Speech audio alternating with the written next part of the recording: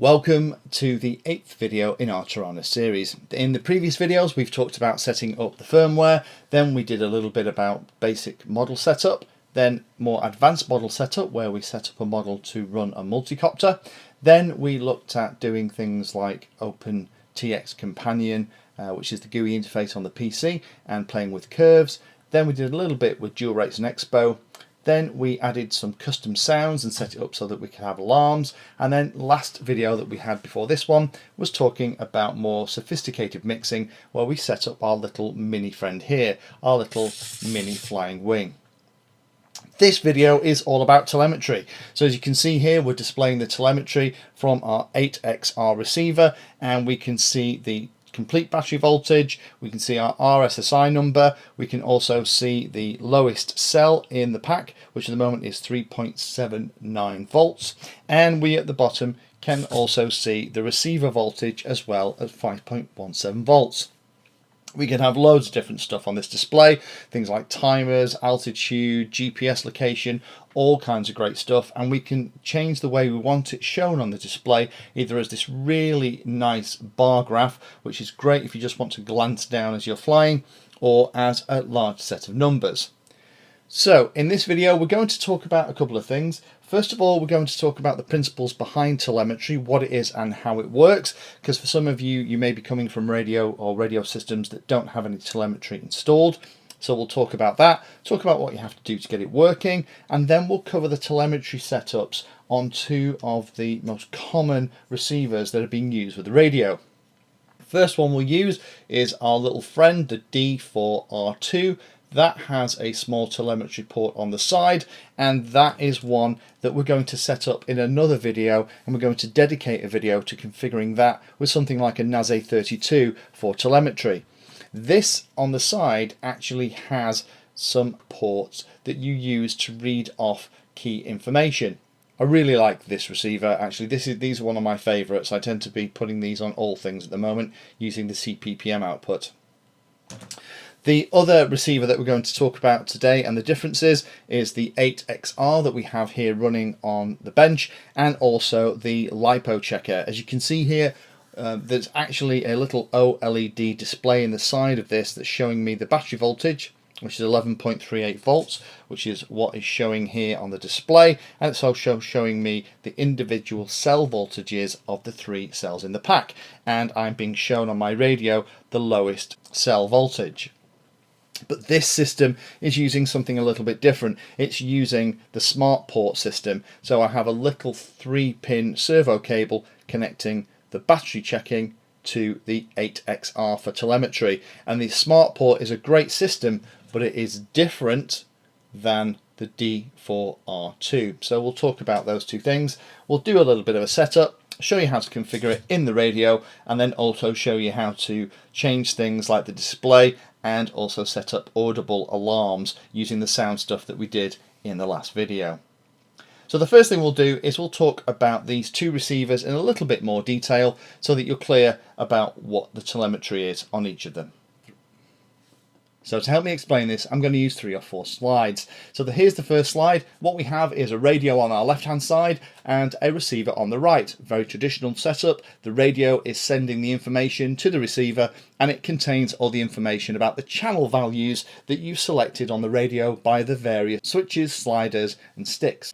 However, if you are using a telemetry-enabled receiver, then what happens is the receiver is also broadcasting information back to the radio as well. And that information contains the telemetry data. So rather than that data coming back to you being about where the elevator, rudder, throttle, aileron is, it's actually about the voltage and the RSI and other information as well. So it becomes a two-way link. And that two-way link allows you to show the information on the screen and also do cool things like set up alarms using stuff called logical switches. So if the battery voltage falls below a certain level, you can actually set up an alarm, or if it falls below a critical level, you can actually set it so that something called a logical switch would maybe flick the mode onto the craft that you're flying into return to home so that it comes back to you safe and sound. So here are the two receivers that we've already talked about. Our little friend the D4R2, which always sounds to me like a robot from Star Wars, and the X6R receiver. Now the D4R2 is an interesting little beast because it's actually a very capable receiver despite it being such a small, light package. It automatically sends you radio signal strength indicator numbers and the receiver voltages by default. So if you don't do anything and set up the telemetry, you'll still get the RSSI value, which is typically 0 to 100, 100 being full signal strength, and the receiver voltage, which is normally between 5 or 6 volts. It'll also provide and give telemetry information to things that you can plug it into. The one that's most commonly set up with is the NAS-A32, and there will be a separate video after this later in the series that will focus on connecting this into a NAS-A32 and getting it to work. Because if you pop this guy into CPPM mode, as we have in one of our other videos, then not only do you get a CPPM on channel 1, but on channel 2 it also outputs the pulse width modulation value that corresponds to the RSSI signal. That sounds very complicated, but basically what it does, it allows you to connect it to something else so that the RSSI values can appear on something like an on-screen display, which is very cute. It also then allows you to connect, using the little white port on the side, the receiver to the flight controller and actually get the flight controller to output FrSky telemetry. And that telemetry goes into the radio, and that radio is then sent back to your Taranis and appears on the display.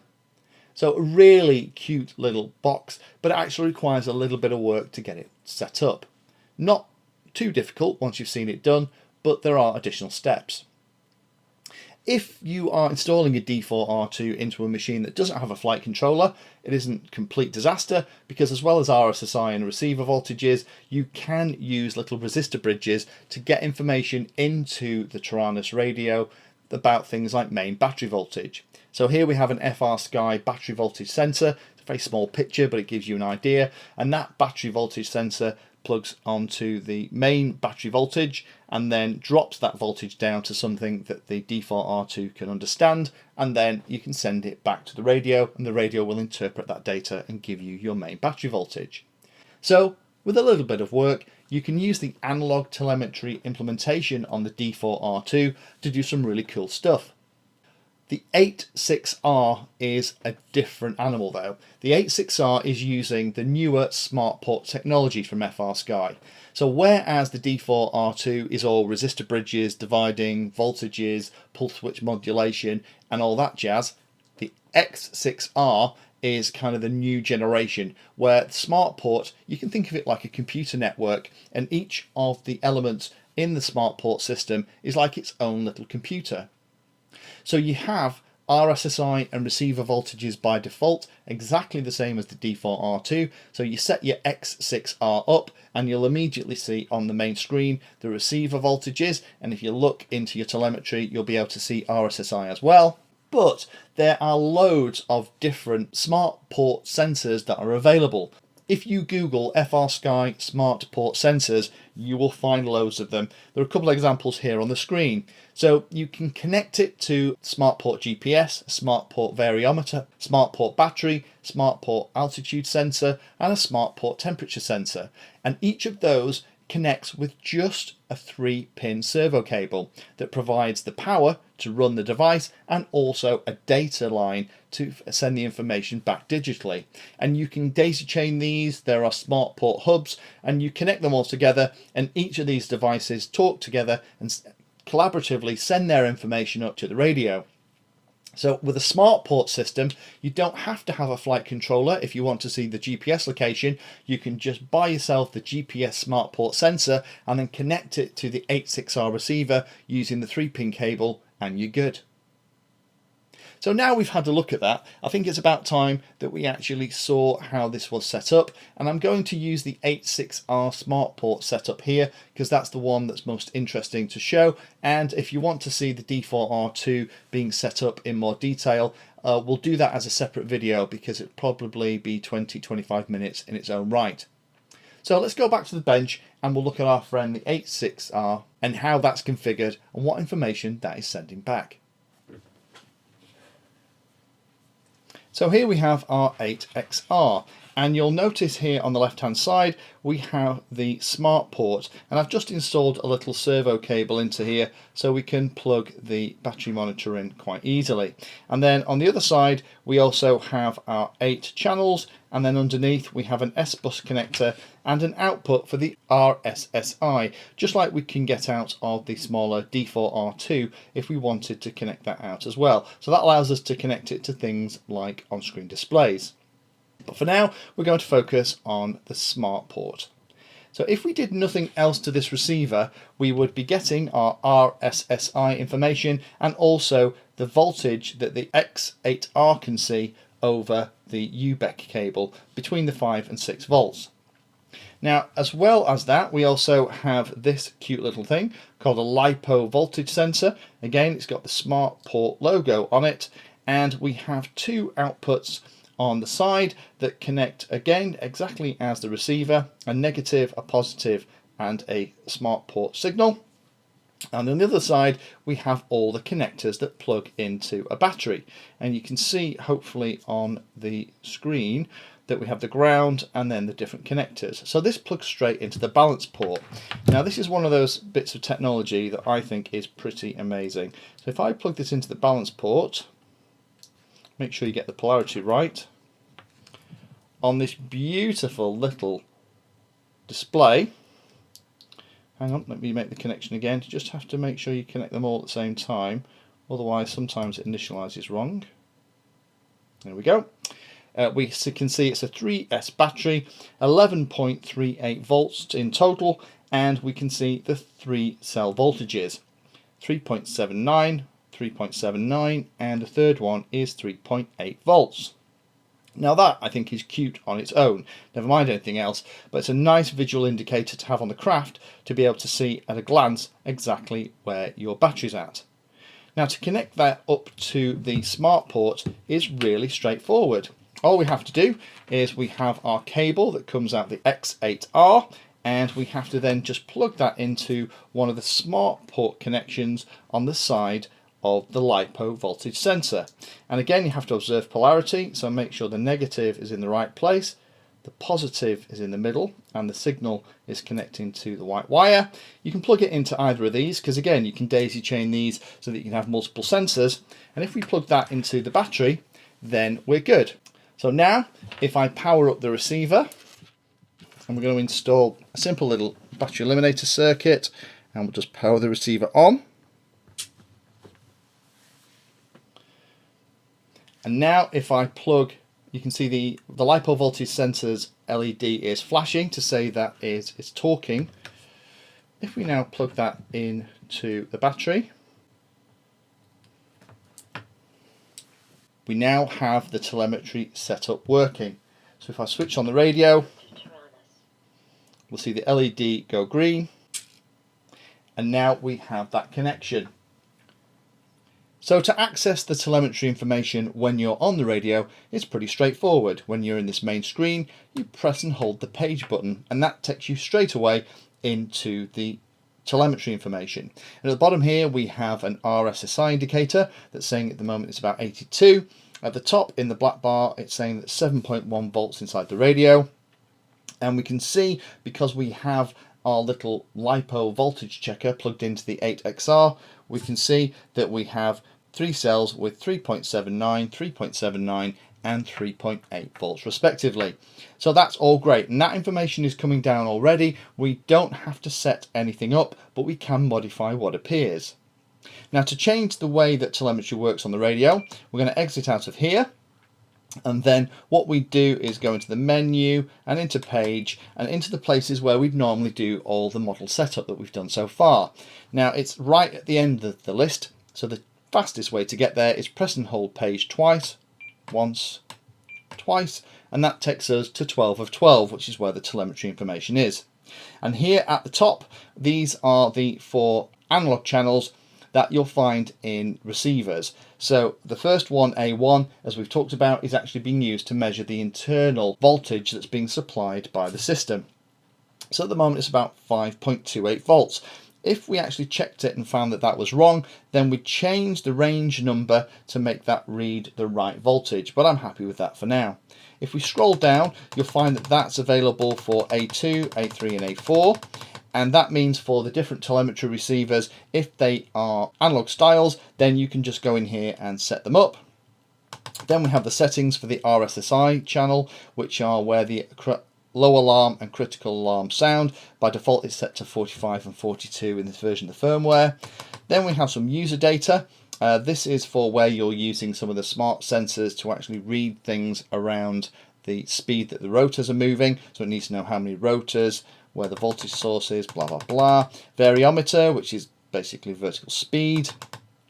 And then we come down to a number of screens that are configurable, and I think there's 3 or 4 of them on this radio now, and we can actually change the way they appear. So at the moment, because none of these are configured, we don't get to see them. So let me go to the very top, and we can actually choose here what we want to see. So if we click enter, we can show the battery, and that's not the battery on the model, that's the battery here. Then the next thing I want to see is cell S, and that is the total battery voltage on the model. The next thing I'll want to see would maybe be RSSI. Now, that then, if we come out of there and press the page button and hold it again, this time, in addition to the standard screens that we had before, we also have this new one that we've just configured. And here we can see the battery inside the transmitter, 7.1 volts. The total battery voltage is 11.3 and the RSSI number is 8485, and it's changing. And you can populate different numbers onto the screen by adding things into that area that we were just in. That's a nice way to do it, but personally I find that that can be a bit tricky to see when you're just glancing down in the middle of a flight, particularly if things are getting interesting. So the way I tend to do it, if we exit out of here, we are going to go down, in fact fastest go up, screen 3, screen 2, screen 1, and we're going to change what screen 1 shows. There are options here. So at the moment it's showing numbers. We can actually change it to bars. So we can show 4 things on the screen. The first one is the battery voltage, and I'm actually going to change that to be cell S, because that's the total battery voltage that can be seen on the machine, on the model. There we go. I'm also going to add another one, which again will be RSSI. I'll put another one on here which will be cell, and cell gives you the lowest cell value. So if you have a battery pack that's starting to misbehave, then we can set that up too. And now if we come back out and press the page button again, now you'll see that that screen, in my opinion, is much easier to read, because now we can see that we're at 11.3 volts, RSSI value is now 81, and the lowest cell count is 3.79 volts on the battery that we're looking at.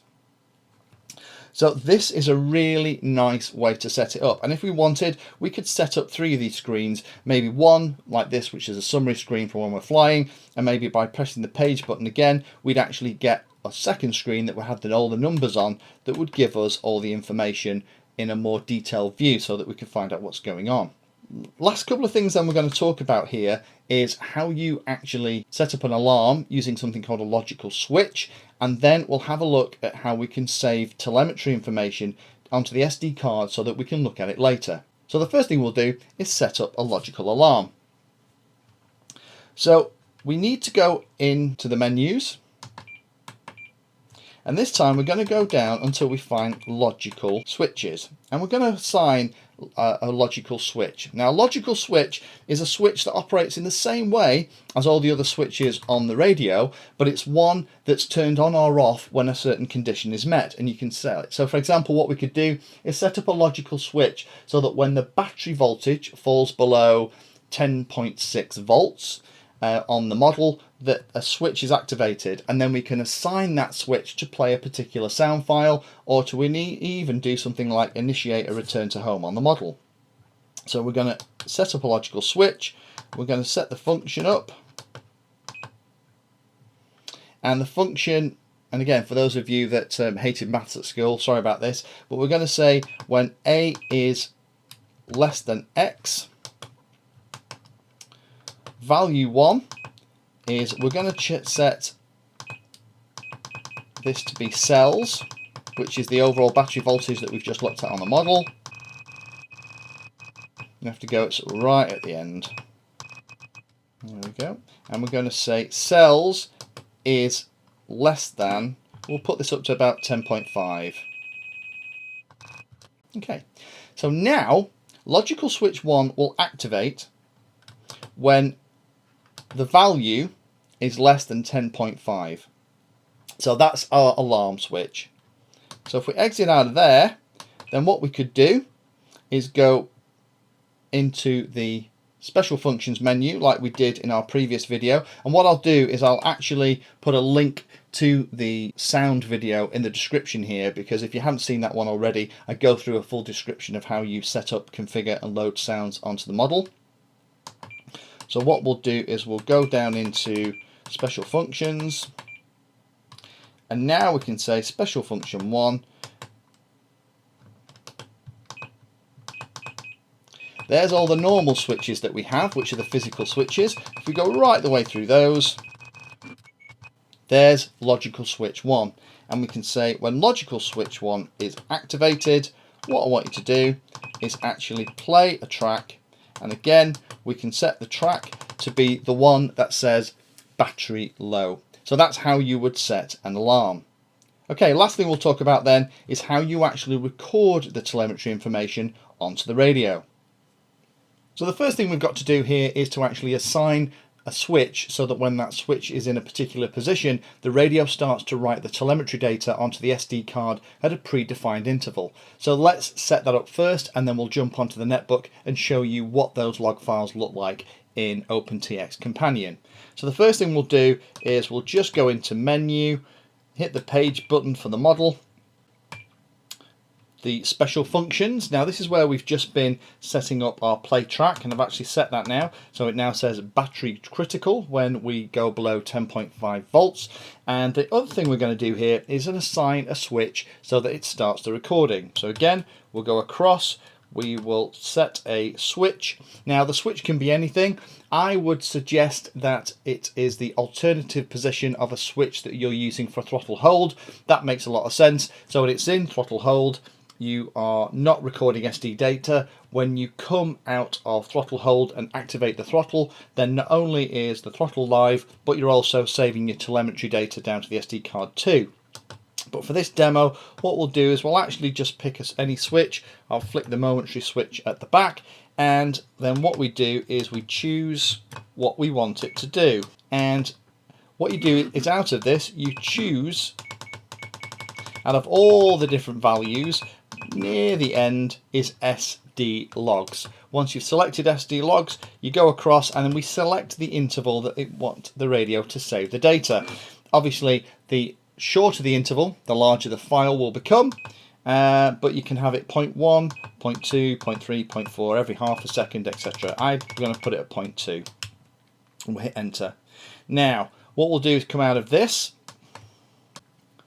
So now we've come out of that, you can see the screen, and if I flick that momentary switch and close it, you'll see a new icon come in the top right hand corner of the screen. And that icon is showing us that we are recording SD telemetry data. So if I let go of the switch, that icon disappears. So now we have telemetry saved on our SD card. Let's connect this up to our netbook and have a look at what that looks like. So in OpenTX Companion 2.0, I have pressed the 2 tab buttons below the sticks into the middle and turned it on. That puts it into the Taranis bootloader, and then plugged the USB cable in the back so that it appears as a USB drive on the computer. So now we can look at the files and see what they contain. Obviously the 2 files just created are very short files based on the bench, so they're not really going to show a lot, but I'll show you the process of interrogating them. We come up here and we click on View Log File. This will open a new window for us. Let's take that full screen. First thing we need to do is open the log file, and we have to navigate to the SD card directory that's connected to the computer. Again, it's a removable disk that we want, not Taranis. Click on Removable Disk. There's a directory called Logs. Double click that, and there is a log called miniwing, and there is all the telemetry data. And what we can do is we can actually decide what we want to plot on this graph. So if we click RSSI, we can look at all kinds of different things like the cell volts. So there's the battery voltage, and as you can see, as I'm flicking between the two, you can actually see the display change. So we can actually zoom X and Y, and we can actually pick the different sessions that we've got for that particular model. So that's a nice way to look at the log file. Also, the other nice cool thing about this is that if you actually notice the log file format, so if I open the log files again, so you can actually see here it is a CSV file which is formatted so that you can actually open it and look at it in something like Excel or OpenOffice Calc or one of those spreadsheet programs. So that's how you do the telemetry pieces. So now we actually looked at setting it up on the radio, we actually looked at how it works with the receivers, how then you set up to record to the SD card, and finally how you can look at that data and try and figure out what's going on with the model. Thank you for taking the time to watch that video. There are lots of other videos on the channel and they're carefully ordered into playlists, so you may find that there are other videos on this same subject that you can go and watch. So I would recommend going into the playlist area of Painless 360 YouTube channel and looking around and seeing what there is. You never know what you might find. Thanks for watching. Please like, subscribe, and happy flying.